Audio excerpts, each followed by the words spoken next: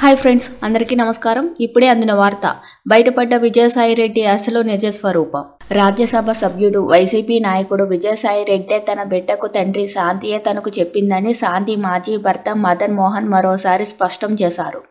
లీగల్గా ఆ బిడ్డకు తన పేరు తండ్రిగా ఉందని, కానీ ఆ బిడ్డ తనకు పుట్టిన బిడ్డ కాదని విజయవాడలోని హోటల్ ఐలాపురంలోని డెమోక్రటిక్ పార్టీ ఏపీ నాయకుడు గురునాథన్తో కలిసి మదన్ మోహన్ శుక్రవారం మీడియాతో మాట్లాడారు.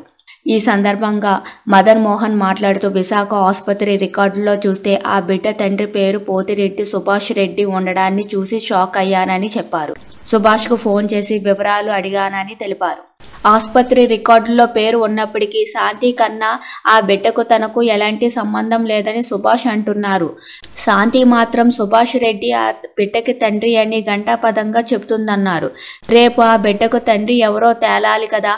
భవిష్యత్తులో తండ్రి ఎవరో తెలియని బిడ్డ అంటే అతని పరిస్థితి ఏంటని ప్రశ్నించారు. DNA టెస్ట్ ద్వారా మాత్రమే ఈ సమస్యకి పరిష్కారం లభిస్తుందన్నారు.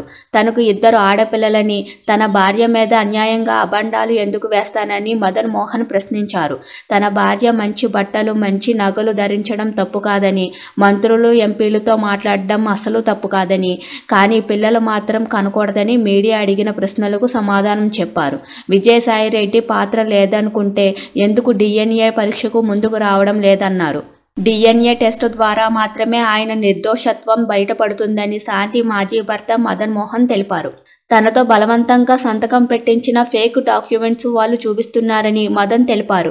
తనతో ఇటీవల తన భార్య శాంతి గురించి చాలా విషయాలు తెలిసాయని మదన్ మోహన్ పేర్కొన్నారు. ఈ ఆటలో తాను శాంతి నలిగిపోతున్నామన్నారు. సుభాష్ రెడ్డి అజ్ఞాతంలోకి ఎందుకు వెళ్లాడో చెప్పాలన్నారు.